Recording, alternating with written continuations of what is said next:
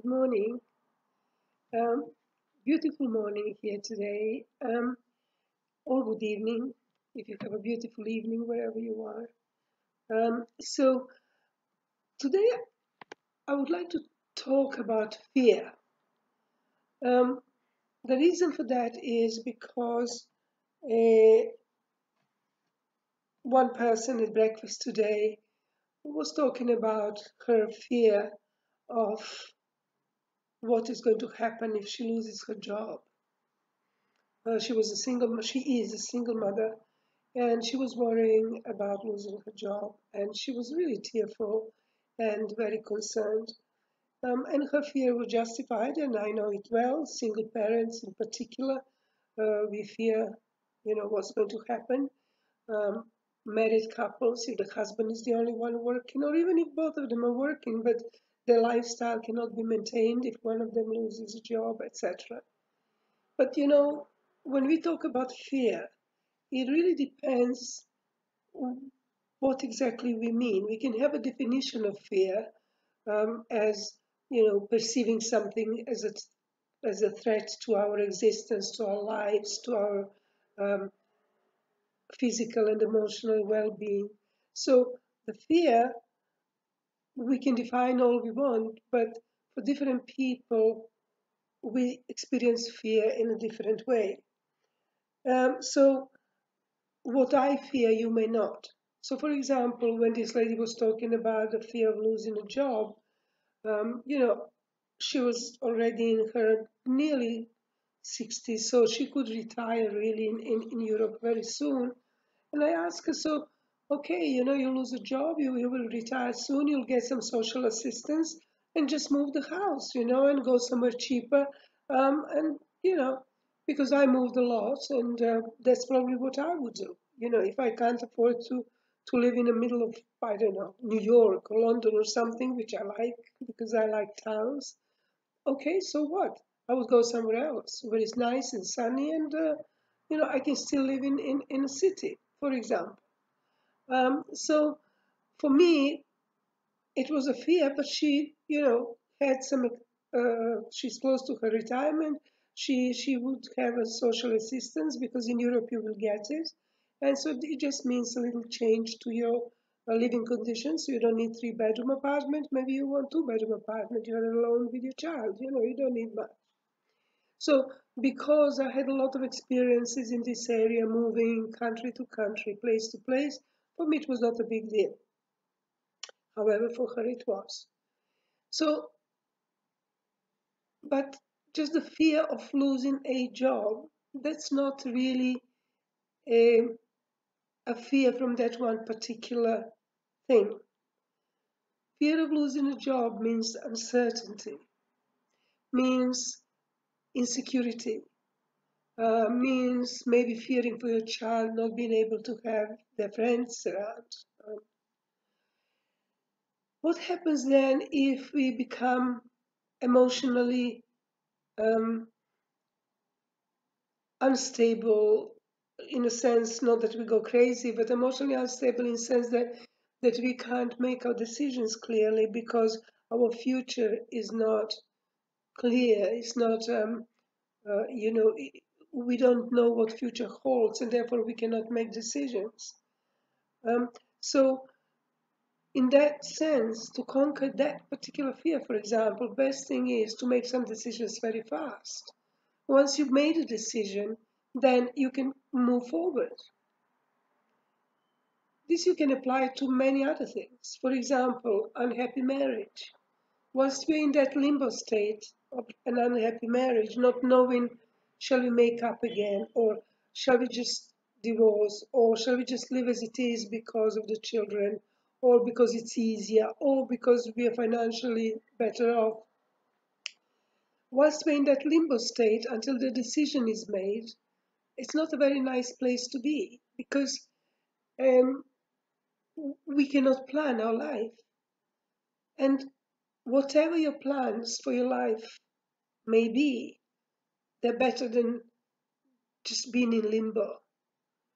When you're young, that's fine because that is what youth is about, being young.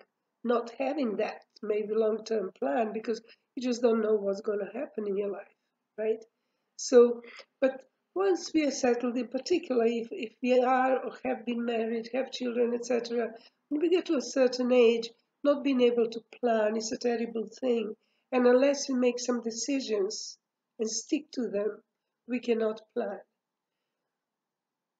So, how about the of fear, of people who have anxiety and panics and internal fear that actually is not a threat? For example, being scared that you're going to be sick. You went to check up, you're not sick. But then every time when you sneeze, you think, oh my goodness, I'm going to be sick. And that sounds maybe ridiculous, but it's not, because a lot of people are scared of being sick because that means losing control. When we are not well, we lose control. How do we then make decisions, like in practical cases? How do we make decisions to make ourselves not fear if it is something that is within us? One way, of course, is to go and have a checkup and make sure that you have it in black and white, that you're fine. But of course, being human beings, we always think, maybe doctor forgot something, maybe they didn't look at something, maybe I didn't explain my problem enough. So there is always this nagging fear that somebody missed something. And at this day and age of internet, people go around looking at all sorts of anecdotal evidences and different experiences of different people, and then they retrospectively apply to themselves. And it's always easy to retrospectively apply something, very easy. A simple thing would be if you have sinusitis, for example, and you read somewhere, yes, this happened to me too, and I was all bloated, and you remember the times when you were really all bloated and feeling horrible with sinusitis. But then, you don't remember times when you didn't have it. I'm not talking about extreme cases. Of course, people who suffer sinusitis chronically, it is a horrible thing, and like anything else, any chronic disease. But I'm just talking about something that you don't really want anymore to go to the doctors because you've taken all the sprays there are, all the antihistamines there are, and you're still suffering some kind of sinusitis or rhinitis from time to time. It's just an example. It's a very simplistic one. So we look on the internet and we find something that is really, really drastic. You need to check yourself because maybe you have clogging and it can go to your brain, and bacterial infections, and they can go to your brain or to your heart. And we look at all these things and then we apply it to us, and then we get more fearful, and this goes around and around. So what can we do? Not read anymore. Very difficult thing to say.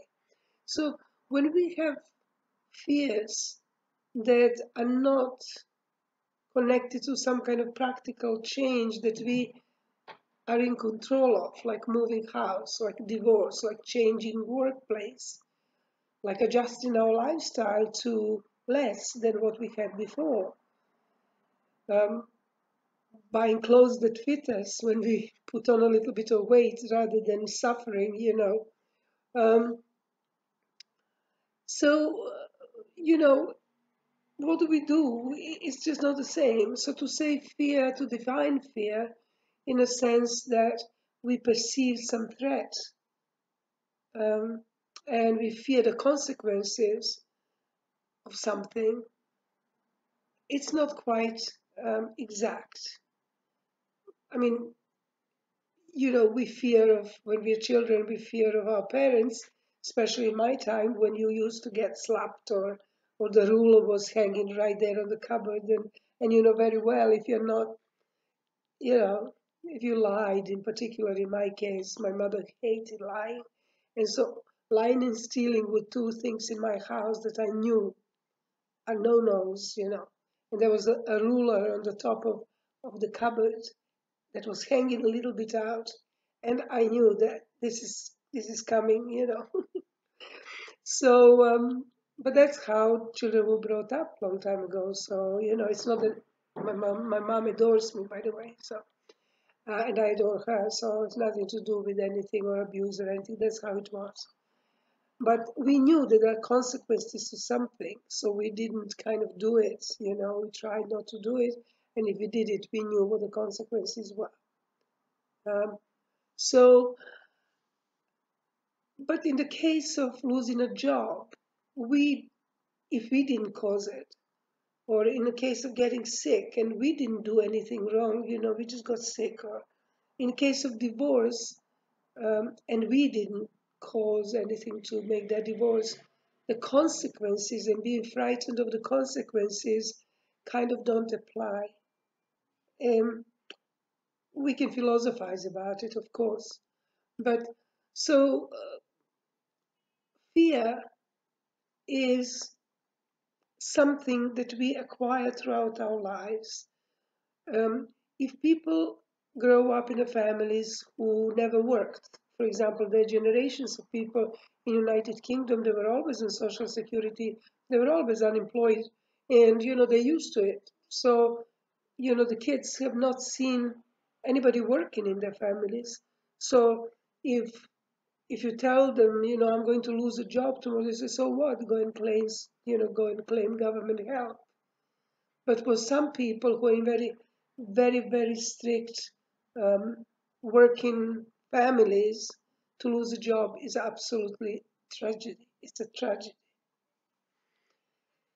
So fear is something that we need to think about. What are we fearing about? What are we frightened about? Always, I. It's easy to talk about it, but of course, you know, I am guilty of behaving the same way, fearing things that I cannot control because I'm used to making decisions by myself and trying to make the best of whatever situation I was in. But um, fearing something, let's say if we discuss the fearing something, we need to write it down or think about it and say, okay, what if this happens? You know, then what? I always go back to my 87-year-old mother now. Um, when she asks me how am I, and I tell her, oh, I'm moving house and I'm really tired and I'm working and my child has exams and I have a little bit of rhinitis and I can't breathe and you know and once she just sent me a message and said, oh well, that's nothing. I'm just counting my days, but I don't fear. And you think, you know what? People go to bed, old people, and they worry or they don't know what is going to happen tomorrow, and they know very well that when you get to 90, you know you are maybe thinking, how long will I live? But we fear of things that they would like to have, these kind of problems, the older people, they would like to lose a job and they would like not to have to have divorced and etc, just not to count days. So I try always when I'm faced with fear, I try to think of other people who maybe don't have a control over something in their lives, and kind of it makes us feel better, you know. And I'm not saying think of somebody who is in the worst situation, because you know somebody who, for example, if somebody can't hear and they're born with this handicap, um, they they're used to it, and there's no point saying, oh, I'm so lucky because I can hear and they can't, because that is their life. They just have different kind of life. They have different relationships and different communication skills than we have, and so on. So there's when I say look at other people, I don't mean think how lucky you are.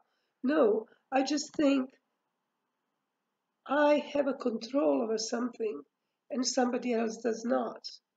So I can control where I live and what job I take. And I know people say, well, I can't control where I live because my family is here and I can't move. And I always ask, so why not? Pack your bags and move. Why not? Well, I can't leave, I don't know, my family behind, or I can't leave my job, but why not? If you're unhappy, why not? Well, they're going to be angry at me and they're going to say this and they're going to say, well, if people love you and have confidence in you and understand why you're doing what you're doing, there is no fear. It just depends whether doing something that makes somebody else unhappy is going to make you more unhappy than whatever situation you're in that makes you unhappy. So if our job makes us so unhappy, but leaving our job would make us more unhappy because a lot of people will suffer as a result of us leaving that job, objectively suffer, not just because we think they will suffer, then sure, we have to stay at our job because why would we swap one unhappiness for the other? But we have to be really reasonable and understand whether we are unhappy or do we fear the consequences of people maybe not loving us anymore because we do what is best for our happiness. So think about it. Why do we do things that we do? Is it because we fear the consequences? Or is it because we fear that if we don't have fear, we have no control over our lives? And somehow when we fear things, we recognize that fear and we can deal with it because we know what it is and it will pass. I don't know. A food for thought. I would say fear is a natural thing, but we have to take control of it. And if there are consequences of doing whatever we're doing, we have to understand them and deal with them. But most of the time, there may not be great consequences anyway. So be happy. Enjoy your lives. Life is really, really short. And just try not to fear. I try every day.